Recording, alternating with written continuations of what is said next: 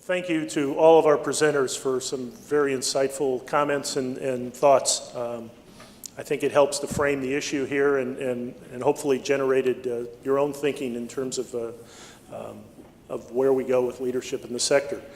For the rest of our time this morning, our panel is prepared to discuss whatever is on your minds.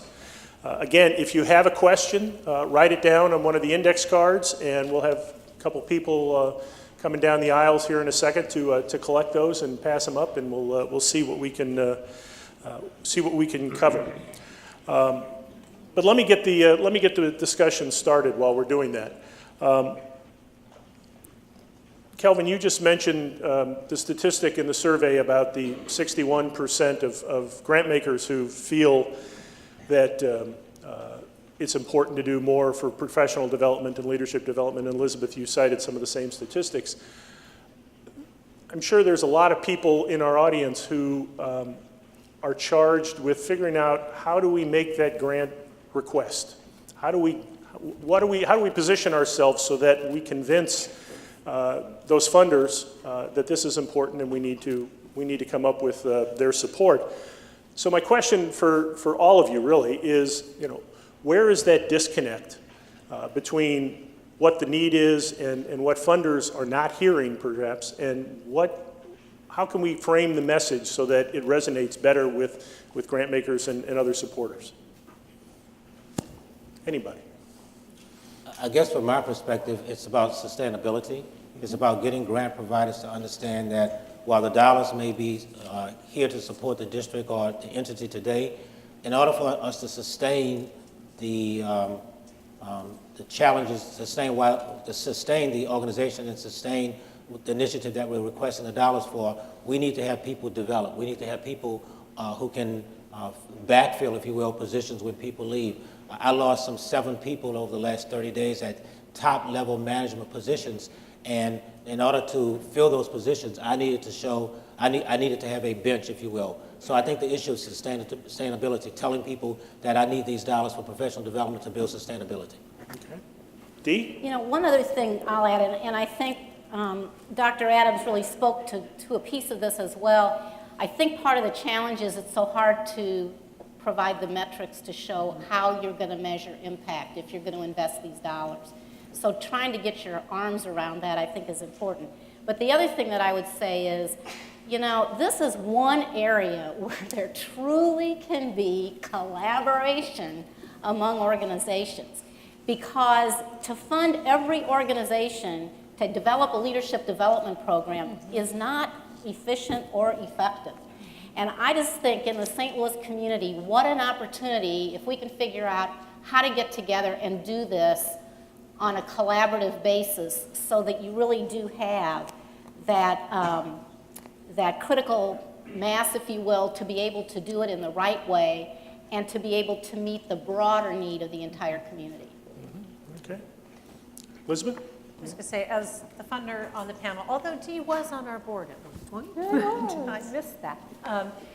But as the funder on the panel, I think probably everybody wants to hear what we do in this area. And admittedly, much of the leadership development that we have funded has come through providing that for our impact partners, really focusing in on leadership at both the executive director level, but the next level, the program leaders. We've supported coaching for senior leadership. We've supported, we had a program for a couple years called, let's see, I'm going to mess it up, the Program Managers Leadership Development Program, where it was that seminar. It was the multi-level, multi-mention with small group interaction. But what I hear from some of my funding colleagues is, who's funding the program? If we're funding GOS, General Operating Support, if we're funding leadership, if we're funding all these other things, who's funding the program? And I think it's a legitimate tension that funders have to deal with. Yet at the same time, I think we have to look at the sustainability of our program, the long-term strength of our organizations, And we have to say, where are our leaders getting what they need, or particularly those emerging leaders, where are they getting what they need so that they know how to do this in the future?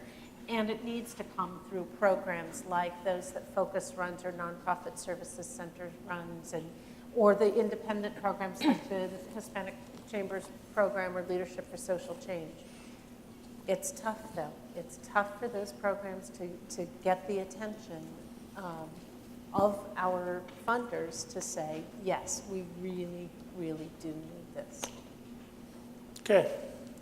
I want to follow up on that. There was a comment in our survey of nonprofits that noted that there's a real dearth of professional training opportunities for nonprofit staff in general. And especially, it seems like a lot of the programs that you mentioned, Elizabeth, are really focused on executive directors and senior level leaders in nonprofits.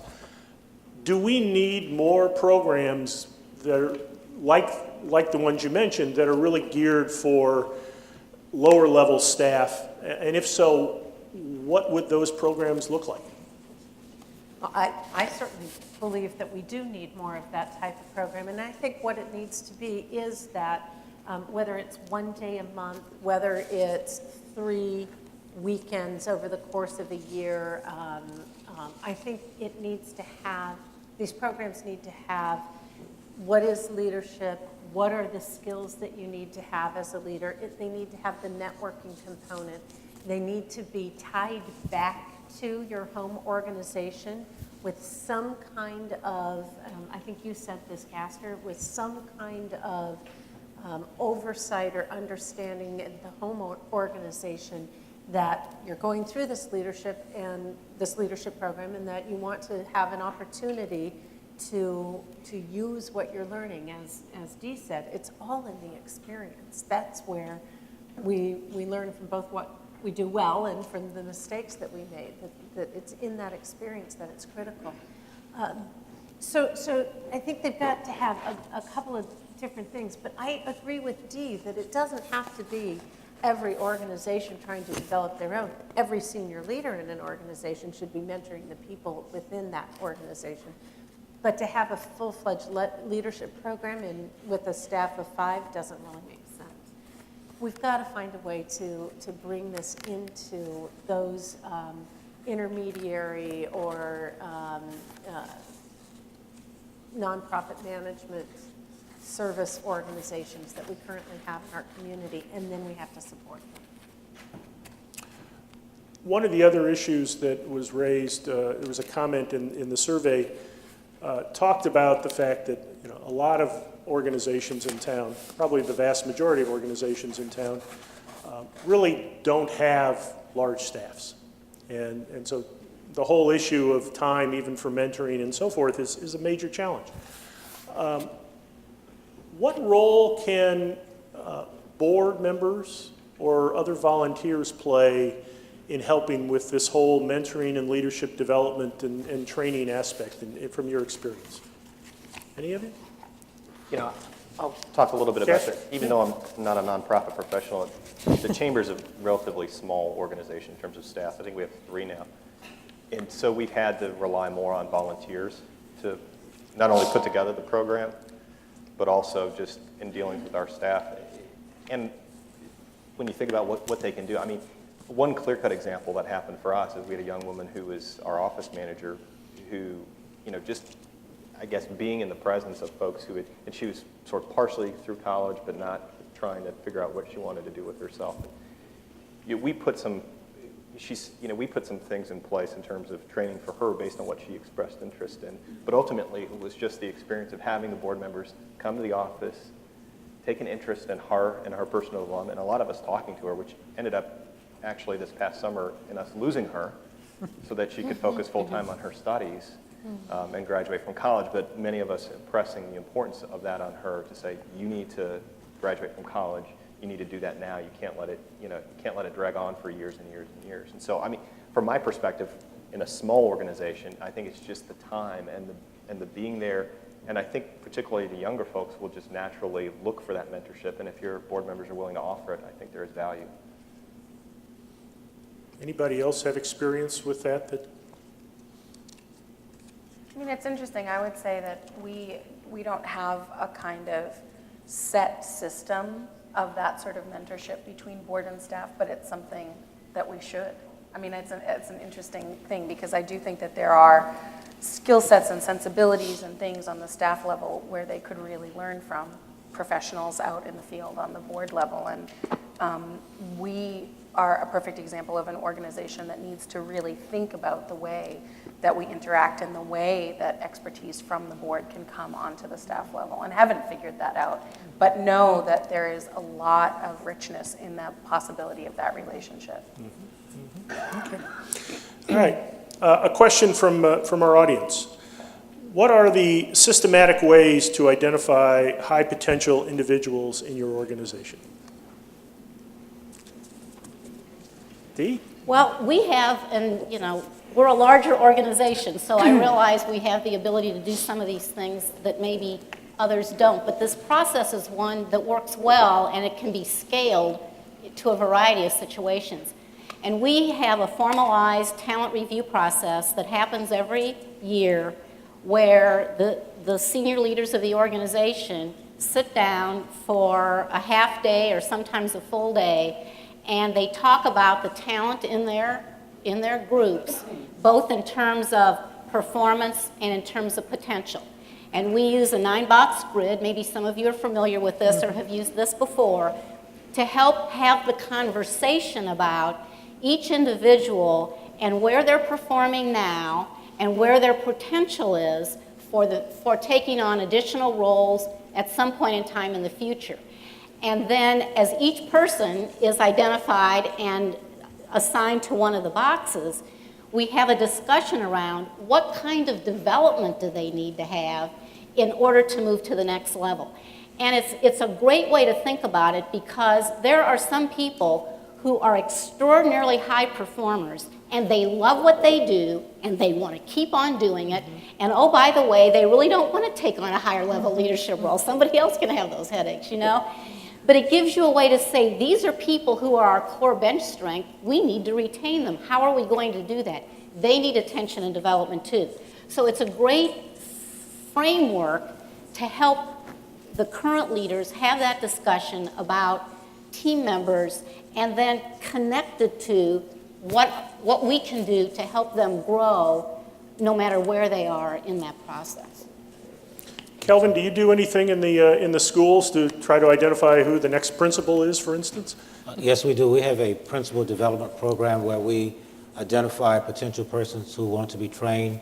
In the last 2 years, we've taken them out of the classroom and worked with them in a mentorship piece for an entire year. The numbers are about 5 to 8, and we have dollars to support doing that. In addition to that, we do surveys internal to our staff, a personality survey, quite frankly, to determine what skill sets persons have, to determine what we need to support them in moving forward. But for principals, we identify persons and put them in a pipeline for support later on. Quite frankly, it's nowhere near enough principals for that to occur, and so it's normally about 5 to 7 persons to do that. We've been looking outside of the district to look at other entities that do a good job of doing this, to try to partner with them long term.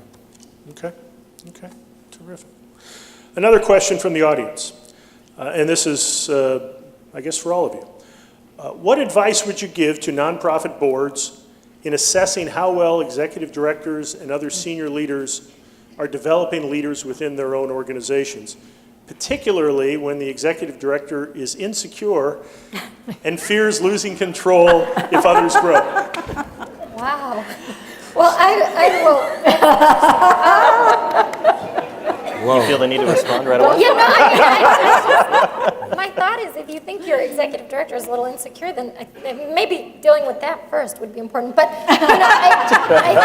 before answering this bigger question, but I think in terms of sort of a system, what I really appreciate about my board of directors is my 40-question assessment, my annual review every year, and it has questions in there about what's the relationship between myself and my staff. And in my strategic plan, I am required to have each of my staff people sit on a community board, and they ask me questions about professional development. So I think the board is really important in helping govern that aspect as well. And so the process is in your annual review, in your strategic plan, and just having these ongoing conversations. Because I think if we're not concerned with the staff, in my perspective, I really am only as good as my staff and my team.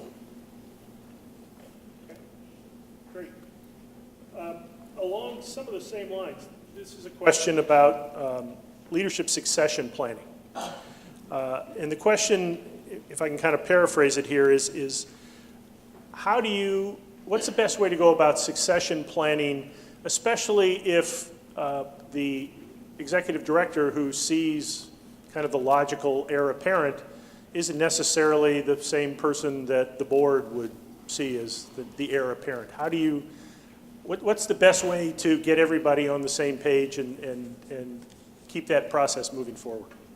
So I actually just I was part of a conversation with a series of other executive directors of nonprofits recently about succession planning, and started kind of with the giggle that were I to bring up succession planning to my board today, they might throw something at me because I've only been here for 11 months, but that it really is a conversation between board and leadership to start to think about what are the needs of the organization at its head.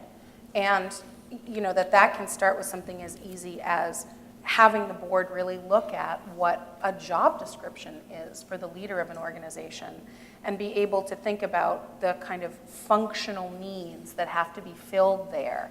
Then what happens, I think, if you come to some kind of understanding about how the structure of staff works and what needs to be at the head, then when the board undertakes a search for somebody new, you've come to some consensus about what that person needs to be, who that person, what skill sets that person has to have. And that sort of can settle into, is it somebody from outside? Is it somebody from inside? If I know that the person has to be able to do X, Y, Z, is there somebody in the institution already who is capable of that? So I think it has to do with really thinking about the needs of the organization, what those skill sets are, and then being able to decide all together as a group, okay, this is what we need to move forward. And then the candidates kind of fall into the ability to do that or not. Mm-hmm. Okay. Very Elizabeth? practically, I think it's really critical for us all to remember that the board selects the next executive director. The executive director who is retiring or leaving for another reason does not select the next executive director, the board does. So as you're mentoring that person, I think it's critical to keep the thought process as you build your leadership, when you become a leader of an organization, but never to promise that job to the person that you're mentoring. You can't. You're not the one who does the hiring. And I think so often that is what happens when there's an heir apparent that staff see as heir apparent, or the executive does, or sometimes even the community. But that might not be what really happens. Because as Lisa said, when you look at that whole scope of what an organization needs, sometimes the board sees some things, or sometimes the board wants to set a strategy that's been different than where we're going. And so it really does take that full conversation. I think you just can't ever promise that somebody will be offered that executive director position as they're being mentored through. Next question is directed to Castor. You talked a little bit about young friends groups, and the comment here is that too often those groups tend to focus more on networking and cocktail parties, and not necessarily developing them and giving them real responsibilities. So can you talk a little bit about how can you start to change the focus and really use those groups as training grounds for the future board leaders especially? Sure. I mean, so I should clarify that I wasn't saying that as a negative. I was saying it's, and I think this was understood, it's more the problem that if that's all it is, then it's really probably not doing what it's supposed to be. Obviously, though, that's a key part of what you want, is you want to build that community. The thing that I think about when I think about a young board or Young Friends organization, and what they can do is really thinking about just put it very simply, what's the one thing, the one project that they can undertake, either of their own volition, ideally of their own volition in consultation with the full board and the executive director, but what's the one thing that they can do to really take ownership of that's aligned with your mission and that will do good, and that will also provide an avenue for the other personal stuff that comes along. So I would suggest trying to find that one thing, and then giving them full responsibility. And ideally, that's something that they decide to do, right? The other thing that I would suggest as well, and this seems rather basic, but I don't know that it happens in every organization, is if your organization has a strategy, as I suspect it probably should and does, and that's written somewhere, that you should share that with your young board, and that they should know what the strategy is and whatever the program is that they're going to develop or going to do, or the thing that they're going to take charge of, how that fits into the overall strategy, how they have responsibility for something that's part of the overall organizational success. I think the experience that I've seen is, number one, young board may not even know what the strategy is. If it's written on paper, they don't have that piece of paper. God forbid it's not written on paper. Number two, they don't know how what they're doing necessarily fits into what the overall mission is. They just know that I know somebody and they asked me to be on the Young Friends board, so I'm on the Young Friends board. And it all sounds very basic, but I think that it's really not complicated, you know? And so, I guess the only other piece that I would add to that is it's helpful if young folks, young professionals can see folks like themselves on the actual board, you know? So maybe, and they can see that there's a developmental process that, yeah, you don't go right onto the board, okay, but you start on the Young Friends board and you can see that that's happened, and it's not everybody's got gray hair who's on the board. Reena? And I just want to add to that, just from a different perspective, I actually think this question and this issue is a community at large issue. Because if you think about boards and committees and focus groups, if you really think about how many of the people that make up those boards are under the age of 40, that is really saying, how do we value these young people? If we think that young people just want to go to cocktail parties and hang out and network, then that's your perception, and you will never place them, you will never give them the opportunity to sit on a board. And so I think for our seasoned leaders and donors and influencers in the room, it's really, some accountability has to be on all of you to say, okay, I'm sitting in this committee right now, I'm sitting on this board, and I don't see anyone under the age of 40, and I have this great young person. I know these young people that want to develop the skills, and I think we sort of first resort to this, well, they don't have experience, they don't know. And I would argue it's a different type of experience. I mean, a clear example of this was yesterday. I was in a meeting in the morning, and there was an RBC study done on the top attractions for young people in the region, and those top 3 attractions were the zoo, the Cardinals, and Forest Park. In this meeting with young people, we came up with 4 attractions of St. Louis that are opposite of those 3. And that's the type of energy, those are the ideas that are invaluable, right? I mean, we're not even thinking about how important food trucks are to our region and to young people, or farmers markets, or the microbrewery, the beer industry that's booming in St. Louis. These are things that are important to young people, and I don't want to generalize. Not every single young person is interested in these things, because certainly some are interested in the zoo and the Cardinals and all that. But it's really more about the value that we're placing on their opinion and their ideas. So I think there's some work to do in the community at large around this issue. Can I say one more thing? One of our impact partners, I think, does a really terrific job with cultivating leadership through their Young Friends Board. And they have members from the Young Friends Board sit on board committees as a way to expose them to what will be coming as they graduate from the Young Friends onto the governing board. At I don't know how, it was sort of a strategic planning, but not really strategic planning meeting this past Saturday. They invited all the Young Friends Board's members, and about 5 or 6 of them came and spent 4 hours on a Saturday morning. So people do want to do things other than that, other than, you know, the development work of throwing parties so that their friends can come. But I think that really thoughtfully seeing where you can place your young friends onto committees, on your your board committees makes a lot of sense. And then most organizations I do now have the president of the Young Friends either as an ex officio or as a full voting member of their board.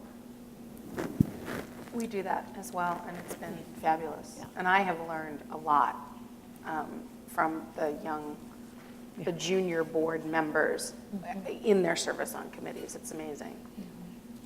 Okay. Since we're talking about young people, this next question is probably a good time to ask it. We talked a lot about trying to attract the best and the brightest to the nonprofit sector.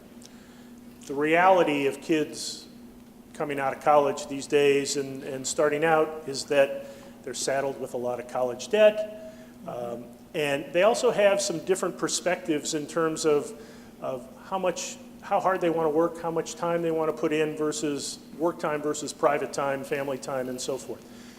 What are the challenges for the nonprofit world in terms of attracting those young people, that we want to bring in as future leaders, but who may have some very different perspectives or may have the wrong perceptions about the nonprofit world as a place that doesn't have high pay and makes you work long hours and for not a lot of reward and so forth?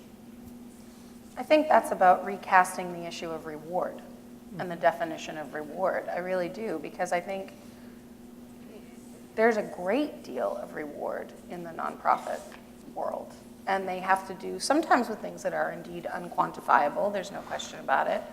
But I mean, we're all in this line of work. Not everybody here is miserable and unhappy and feeling that they're in an unstable, underpaid... Should we get a show of hands? Wait a minute. Right. Yeah, no, let's not. But do you know what I'm saying? I think that there really is an issue of the way that we communicate what one gets. And there are real rewards that are quantifiable. Yes, there are long hours, but a lot of the times, and it does depend on the kind of nonprofit, but for us, we have a lot of long hours, but a lot of those long hours are, at events and lectures and openings and things that are work, no question, but, they feed you a little bit. So, gives you a satisfaction to hear somebody speak on a topic or see a certain exhibition. So there are ways to think about and ways to communicate, yes, maybe this bottom line salary is different, but these are the things that you get, and to be able to be really honest about those things and let young people decide. There are clearly people who make choices for this, and a lot of times it's because they are very passionate about the content. But I'd like to think, the culture in our office, the kind of freedom of thought, the casualness maybe is not exactly the right word, but I think that there is a casualness that's inherent in what we do that doesn't mean we're not rigorous, but it's not as formal as certain other kinds of for-profit entities and places. And, there are things about lifestyle that I think can be really, really well-suited and satisfying in the nonprofit world. Okay. It's very Pollyanna, but it's true. I'm going to do something that I absolutely hate when my kids do, and I'm going to say yes, but. Okay. Hate that. So the yes, but here is that there has to be a minimum level that allows people to actually pay their bills. And yes. So often in the nonprofits, we say, well, they'll get insurance through their spouse, or, well, she's married, and it's usually a she when this happens. She's married, so she really can take a little bit lower pay because, her husband is making that kind of money, or whatever it might be. Daniel Pink did a study that said there's a basic level. When people feel like their basic needs can be met, that's when, what Lisa's talking about, in terms of what we value, the casual environment, the ability to learn, some of those other non-quantifiables come into play. But if we are not allowing our people to make the basic salary that pays the rent, pays the student loans, allows them to eat, and allows them to, on occasion, let their kids go to summer camp. You're not going to keep people. There's got to be a basic minimum before we get to. I agree with that, of course.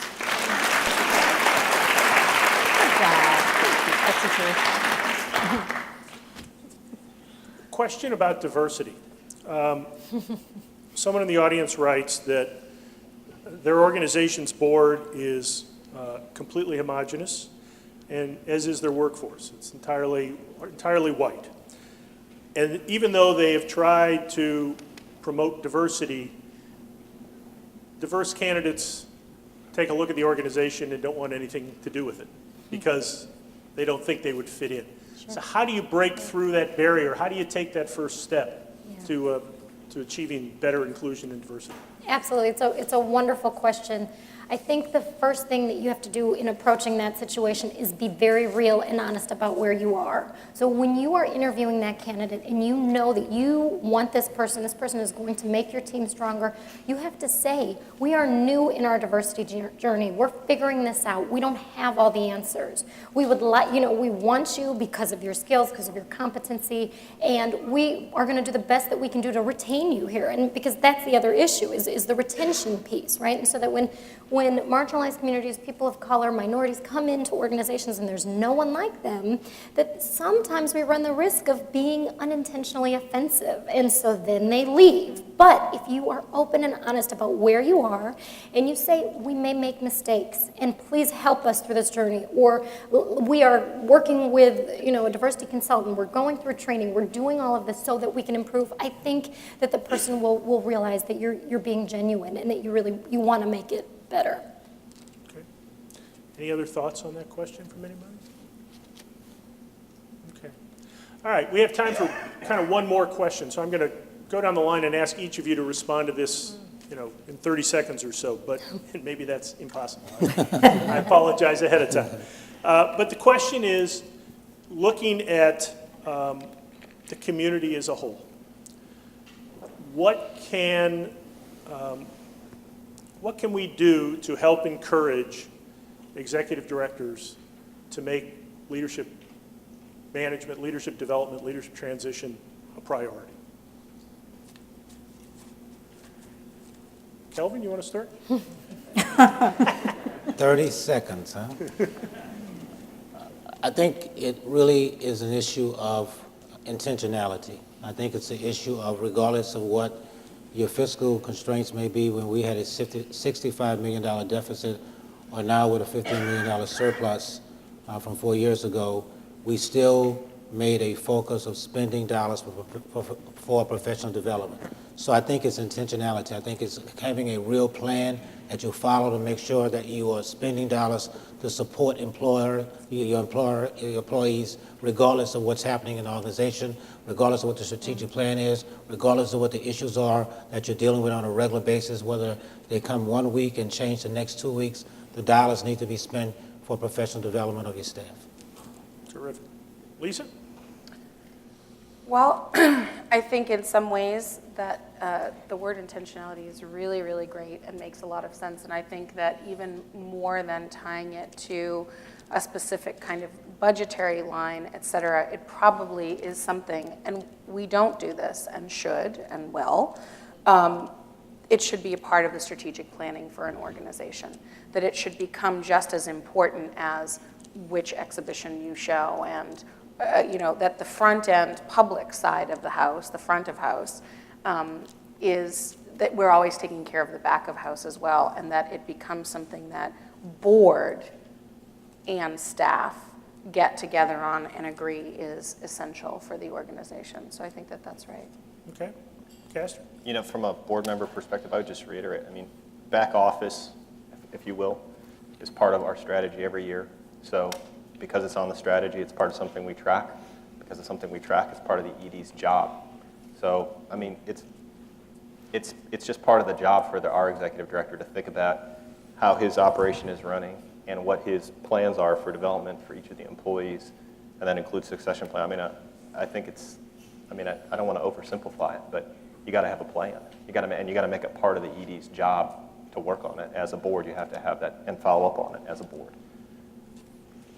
Reena?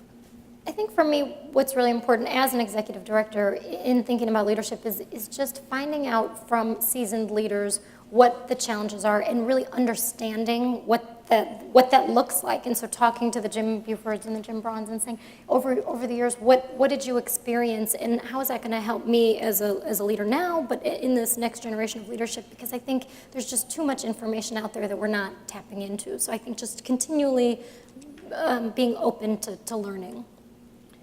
And I think in addition to everything else that's been said, which I totally agree with from the board leadership perspective, is to help provide the support to the executive directors to do what I know you know needs to be done. And it's things like having an opportunity to come together and dialogue and share with each other ideas and best practices, to this kind of a forum where you can have a chance to dialogue about it and just get ideas about what can I do, what can I take back. And we gave Elizabeth, she opened things, so we're going to give her the last word. I think you have to tie it to mission. You have to, as a board, particularly with those seasoned EDs who've been in one organization for a long time, who've been the founders of the organization, you have to tie it to mission. And I'm going to pick on somebody in the audience and say, I once said, well, what about succession planning? And that person said, well, my succession plan is to be carried out toes up. And my response to that is, but then who comes after you that can carry forward the mission in the way you believe it should be carried forward? And who is going to carry the torch? So succession planning is about making sure your organization's mission continues in the future. And that's what the board can do to make sure that happens. Terrific. Well, I thank you all for everything you had to share with us today. It was great input, great insights, and I know everybody here appreciates it. So thank you very much. Thank you.